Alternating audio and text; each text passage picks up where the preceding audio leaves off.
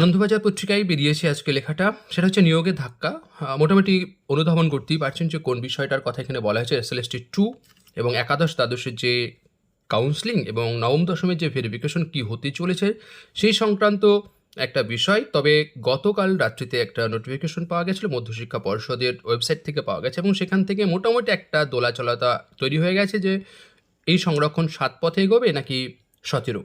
তো তার আগে আমরা একটু পড়ে নিই কি বলছে। ওবিসি সংরক্ষণ আসলে কত শতাংশ, সেই জটিলতায় 2025-এর SSC নিয়োগ প্রক্রিয়ায় ফের ধাক্কা। একাদশ দ্বাদশে যে সব প্রার্থীদের কাউন্সেলিং হয়ে গিয়েছিল, তাদের যে পুলিশ ভেরিফিকেশন ও মেডিকেল পরীক্ষা হওয়ার কথা ছিল তা আপাতত স্থগিত করা হলো বলে একটি বিজ্ঞপ্তি দিয়ে জানিয়েছে মধ্যশিক্ষা পর্ষদ।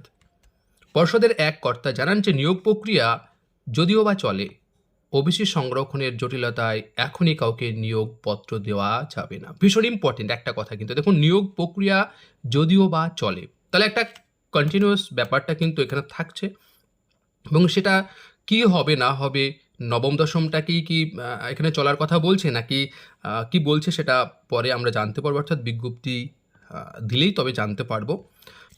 ওবিসি সংরক্ষণের জটিলতায় এখনই কাউকে নিয়োগপত্র দেওয়া যাবে না, ভীষণ গুরুত্বপূর্ণ একটি কথা, এবং সবথেকে এই মুহূর্তে বেদনাদায়কই বলতে হয়, কারণ দীর্ঘদিনের যে একটা প্রতীক্ষা, হয়তো আমরা ভেবেছিলাম যে হয়তো অনেকের আবার নিয়োগপত্রটা পেয়ে যাবে, হয়তো সেই যে দুঃখ কষ্ট, সেই জ্বালা যন্ত্রণা হয়তো লাঘব হবে, কিন্তু আসলে সেটা হলো না, বরং আরেকটু যেন বাড়িয়ে দিয়ে গেল।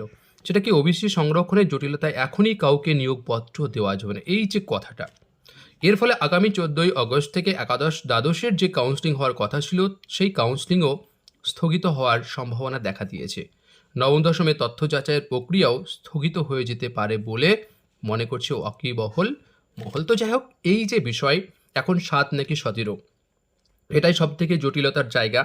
অর্থাৎ সরকার যদি দ্রুততার সঙ্গে নিয়োগ করতে চান, তাহলে অবশ্যই সুপ্রিম কোর্টের দ্রুততার সঙ্গেই এই বিষয়টা নিয়ে মুভ করবেন, অর্থাৎ ওনারা হয়তো ক্লারিফিকেশন চাইবেন যে 7-এ নাকি 17-তে হবে। যেহেতু 2024 সালে যে অর্ডারটি হয়েছিল সেই অর্ডারের পর এই বিজ্ঞপ্তি, কিন্তু তারপরেও আমরা যে ব্যাকওয়ার্ড ক্লাস যে একটা নোটিফিকেশন দিয়েছে সেখানেও আমরা একটা ধারণা করতে পেরেছিলাম, এবং সেটা নিয়েও অনেকের মধ্যে একটা দ্বিধাদ্বন্দ্ব কাজ করেছে যে 7 নাকি 17, অর্থাৎ সেই নোটিফিকেশনটা নিয়েও অনেকের মধ্যে জটিলতা দেখা দিয়েছে। সেই বিষয়টা নিয়ে এখানে কোনো আলোচনা করলাম না, পুরোটা ডিপেন্ড করছে এই মুহূর্তে রাজ্য সরকারের তাদের সদিচ্ছার ওপর, এবং ওনারা কী চাইছেন, কতদিনের মধ্যে নিয়োগ সম্পন্ন করবেন। 31 আগস্টের পর কি 2016 সালে যেসব শিক্ষক শিক্ষিকা তারা যে কর্মহীন হয়েছেন তাদের কি এক্সটেনশন করবেন, নাকি অন্য কিছু আরও বিষয় উঠে আসবে, সেটা কিন্তু আমরা কোর্টের দিকে তাকালে বুঝতে পারবো। অর্থাৎ সুপ্রিম কোর্টের দিকে এই মুহূর্তে আমাদের সব থেকে ফোকাস করার কথা, এবং ফোকাস রাখতে হবে এই কারণে, অর্থাৎ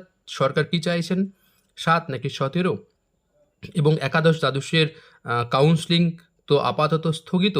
তাহলে এই মুহূর্তে সেই সব শিক্ষকদের বেতন তো 31 আগস্টের পর বন্ধ হয়েছে, এবং ফ্রেশার্স যাদের কথা, তাদেরও তো দীর্ঘদিন তারা কোনো পরীক্ষার সঙ্গে যুক্ত ছিলেন না, দীর্ঘদিন পরে একটা পরীক্ষা হয়েছে, তারপরে একটা জায়গা হয়তো কিছুজন একাদশ দ্বাদশে তারা ডাক পেয়েছেন এবং অলরেডি তারা হয়তো কাউন্সেলিংও সম্পন্ন করেছেন, তাদের হয়তো ফ্রেশার্স কিছু চাকরি পেয়েছেন, সেই জায়গাটাও আপাতত বন্ধ থাকছে।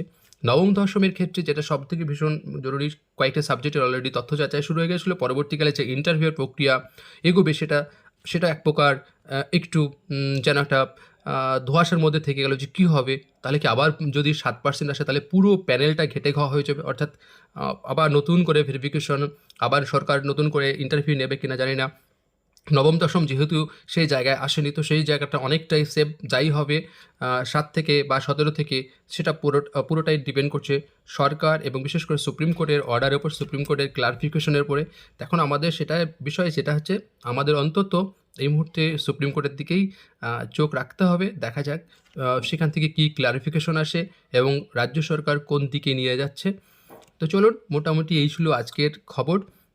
ধন্যবাদ।